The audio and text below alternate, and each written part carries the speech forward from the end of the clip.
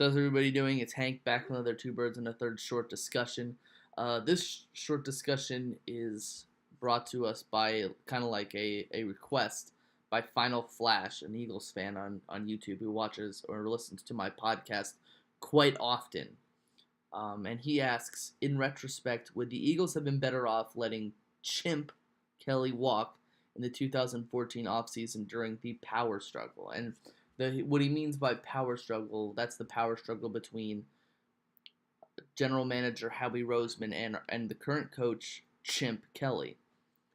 And of course, I'm split on this. You're looking at this situation, you're thinking to yourself, well, of course, the 2015 offseason was a terrible offseason. The 2015 season was a 7-9 season.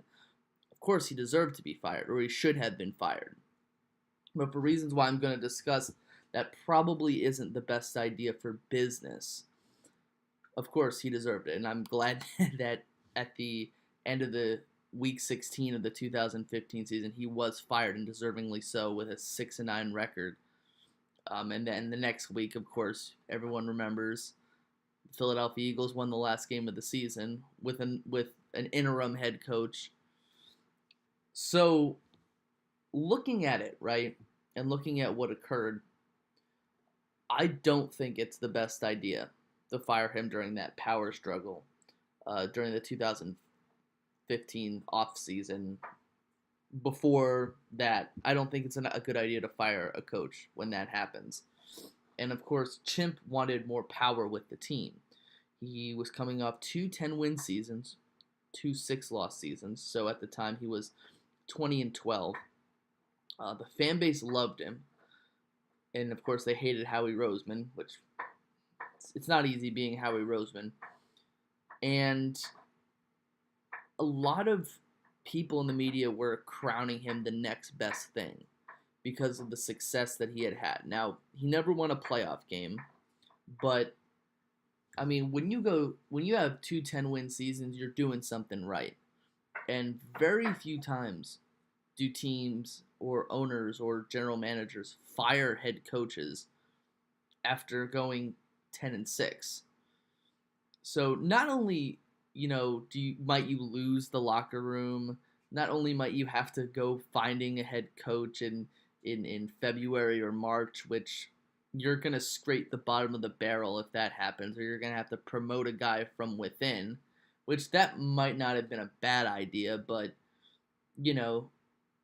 you'd have to likely learn a new playbook, likely learn a new system for the players. But at the same time, if you decide not to promote within, or you decide down the line you want to hire a head coach, you might have candidates who are kind of hesitant to be the head coach because they see, well, this guy had success with the team, and they threw him out to the wayside. So I'm not going to want to do that at the same time. So looking back, I think that the ownership did a fine job with what they did, right? Now, again, Chimp wanted more power. It's a risk. Everything's a risk. And I think that if management had gotten rid of Chimp, the fan base was all over him.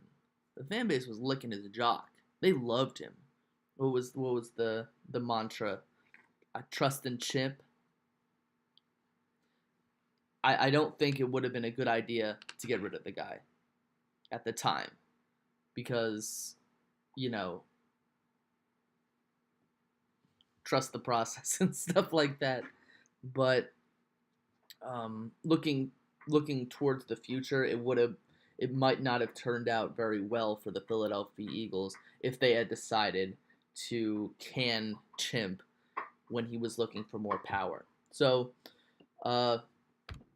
that's all I have. That's all the commentary I have for that. This is Hank with a Two Birds and a Third short discussion, and I'll be back within the week with more content. Peace.